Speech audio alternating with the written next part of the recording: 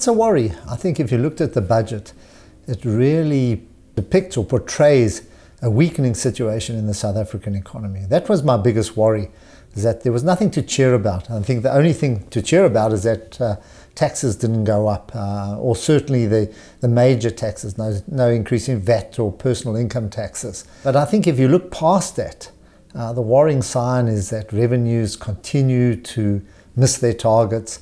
Also, one of the big worries is that there's no investment.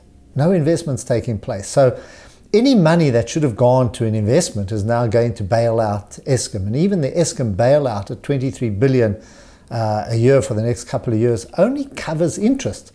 So Eskom has to be very efficient. You know, they're on their own. All that the government said is, yes, we're going to cover your interest, but you've got to get this right. And if anything that I've learned over years in the market is that when you lay down a plan, very few companies actually meet those plans spot on. There's always a miss here and there, which draws me to the next instance, is that if you look at our balance sheet, I'm talking South Africa Inc., there's very little reserve to handle a crisis. So if anything happens in the global economy, we're not really equipped to handle it. So without being dramatic, I think the chickens have come home to roost, and you are starting to see the outcome of a government that has been in for a long time that hasn't come near to matching its promises.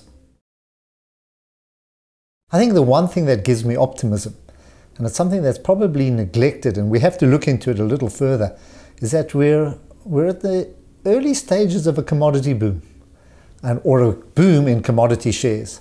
We've seen palladium at all-time record highs because of shortages for reasons that were beyond anybody's control. We've seen the iron ore price spike to almost $100 a ton. And these are issues that are helping South African mining industry. So we've seen gold shares pick up, even though we don't mine gold anymore. But why I'm pointing it out is that this is a positive underpin for the global economy.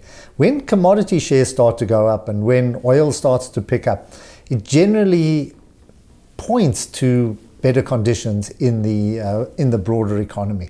So I'm quite bullish on what we are seeing there. That's one point. That's only one touch point. But I mean, if you go beyond that, the results that we've been seeing from companies during this last reporting season have also been very encouraging. And I wouldn't get bearish about the global market. So from our point of view, we're using this as a point to start attracting more funds, and even in the South African market, it's looking slightly better than it did last year, driven by, number one, all those offshore companies, and also by resources. The local economy is holding up, starting to see some signs of turnaround in certain of the companies. Retailers remain under pressure, but suddenly some of the food companies, even the infrastructure companies are starting to show better results than they did last year.